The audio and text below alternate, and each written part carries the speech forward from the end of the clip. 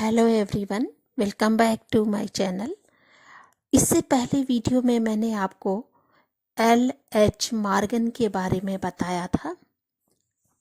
आज हम आपको बताएंगे परिवार का उद्विकास। तो आइए जानते हैं कि मॉर्गन परिवार का उद्विकास के अंतर्गत क्या कहते हैं। परिवार समाज की केंद्रीय इकाई है, आप सभी को पता है, तथा इसे संस्कृति का संचरण करने वाली महत्वपूर्ण संस्था के रूप में स्वीकार किया जाता है। संस्कृति के उद्विकास के अध्ययन के समय मॉर्गन ने संस्कृति की अनेक विशेषताओं की खोज की। विशेष रूप से जब मॉर्गन ने इराकी समाज नामक संस्था स्थापित की, उस समय उन्होंने इराकी समुदाय में पाए जाने वाले नातेदारी संबंधों का गहन अध्ययन किया।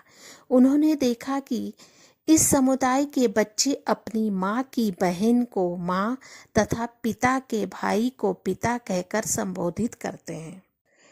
इन संबोधनों को मॉर्गन ने वर्गीकृत नातेदारी प्रणाली का नाम दिया तथा वर्गीकृत नातेदारी संज्ञाओं की वर्णनात्मक संज्ञाओं के विपरीत बतलाया है।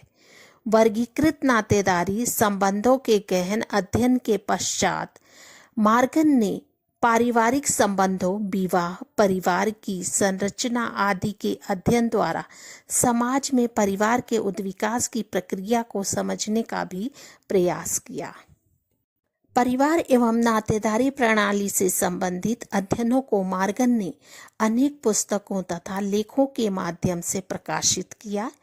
इन पुस्तकों में लीग ऑफ इराकीज 1851 में, system of contemporary and affinity of the human family 1870 तथा कुछ शोध पत्र भी प्रमुख रूप से प्रकाशित किए गए।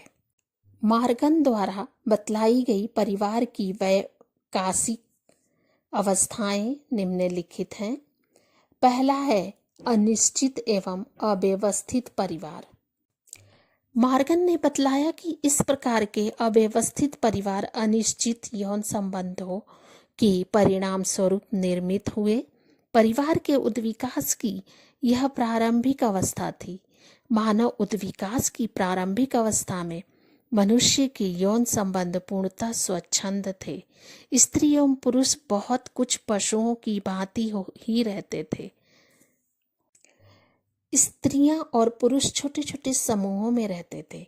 इस अवस्था में नातेदारी संबंधों को स्पष्ट करने वाले संबोधनों और नियमों की कोई भी व्यवस्था समाज में नहीं थी।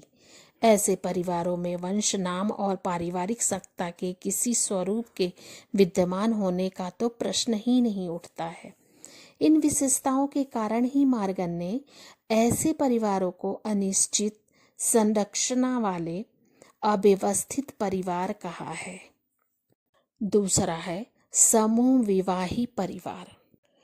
उद्विकासी क्रम के आधार पर मॉर्गन ने समूह विवाही परिवारों को भी दो प्रकारों में बांटा, रक्त संबंधी समूह और रक्त संबंधी समूह विवाही परिवार। तो आइए जानते हैं कि रक्त संबंधी समूह विवाही परिवार क्या होता है। मॉर्गन ने इस अवस्था में परिवार के विकास की दूसरी अवस्था के रूप में स्वीकार किया। उनका कथन है कि अव्यवस्थित परिवारों के पश्चात इस प्रकार के समूह विवाही परिवार बने हैं। इसका तात्पर्य यह है कि इस समय समूह विवाह के रूप में विवाह जैसी संस्था तो अस्तित्व में आ गई, लेकिन समान रक्त के लिए स्त्री पुरुष अथवा भाई बहन के बीच भी विवाह संबंध स्थापित करके परिवार का निर्माण किए जाने लगा। आइए जानते हैं कि दूसरा क्या है, रक्त संबंधी समूह विवाही परिवार। मॉर्गन के अनुसार यह अवस्था परिवार के वैकासिक क्रम की तीसरी अवस्था है। इसमें बहुत से पुरुष एवं स्त्रियां आपस में विवाह करते थे। इस प्रकार के विवाह साथियों में रक्त संबंध नहीं पाए जाते थे। समूह विवाही परिवार तक विकसित होने वाली ये सभी अवस्थाएं जंगली युग की ही सीमित रही हैं। मार्गन कहते हैं कि बर्बरता के युग में संस्कृति के विकास की प्रक्रिया आरंभ हो जाने के साथ साथ परिवारों का स्वरूप भी परिवर्तित होने लगा। तीसरा है बहुपति विवाही परिवार। इस प्रकार के परिवारों का उदय बर्बरता युग का आरंभ होने के साथ ही हुआ। आदिम समाजों में जहाँ स्त्रियां पुरुषों की संख्या कम होती थी, वहाँ एक स्त्री को अनेक पुरुषों से दाम्पत्य संबंध रखते हुए परिवार की स्थापना करने की अनुमति मिल गई थी। इस अवस्था में पुरुष किसी भी ऐसी स्त्री से भी विवाह कर सकता था जो अन्य पुरुषों के साथ रहती थी।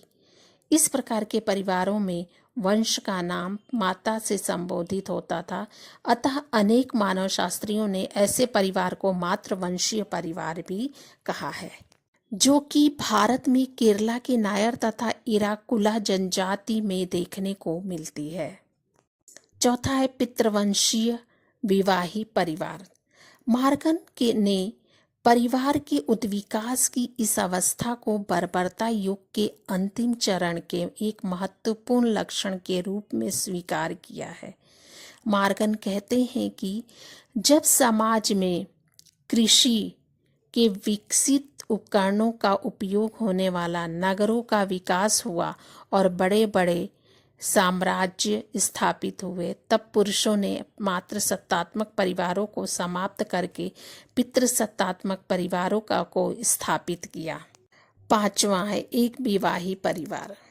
मार्गन ने परिवार की अंतिम अवस्था की चर्चा करते हुए बताया कि सभ्यता के उदय के साथ साथ परिवार की केंद्रीय संस्था विवाह का स्वरूप पुनः परिवर्तित हुआ और समाज में एक विवाही परिवारों का उदय हुआ। सभ्यता के विकास के साथ परिवारों का आकार छोटा होता चला गया। एक विवाही परिवारों में भी पुरुष की सत्ता बनी रही।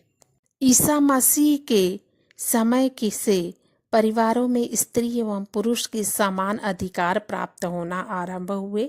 यद्यपि अंततः परिवार की वास्तविक सत्ता पुरुषों के पास ही केंद्रित रही है। मार्गन ने कुछ परिवार के उद्विकास को संस्कृति के उद्विकासीय क्रम में साथ ही हम निम्न तालिका द्वारा प्रदर्शित कर सकते हैं। पहला है संस्कृति विकास के युग में और दूसरा है परिवार की अवस्थाएं। संस्कृति विकास के युग में जंगली युग, परिवार की अवस्थाएं अव्यवस्थित परिवार और समूह विवाही परिवार। दूसरा है बर्बरता का युग, मातृवंशीय एवं बहुपति विवाही परिवार, पितृवंशीय एवं बहुपत्नी विवाही परिवार। तीसरा है सभ्यता का युग, एक विवाही परिवार। तो इस प्रकार से मार्गन ने कुछ तालिका के माध्यम से स्पष्ट किया है। इस तालिका से स्पष्ट होता है कि जंगली युग में परिवारों की संरचना अव्यवस्थित थी तथा स्त्री पुरुष के संबंधों पर नियंत्रण रखने वाले नियम अपर्याप्त थे। बर्बरता के युग में स्त्रियों की यौन स्वच्छंदता प्रारंभिक अवस्था में बनी रही, लेकिन कुछ काल के पश्चात पुरुषों पर विवाही संबंधी निषेध कम होते चले गए। सभ्यता के युग का आरंभ स्त्री के समतामूलक संबंधों के साथ हुआ। तो इस प्रकार से मार्गन ने परिवार के उद्विकासीय सिद्धांत को प्रस्तुत किया है। वीडियो पसंद आए तो लाइक, सब्सक्राइब, कमेंट और शेयर जरूर करें। धन्यवाद।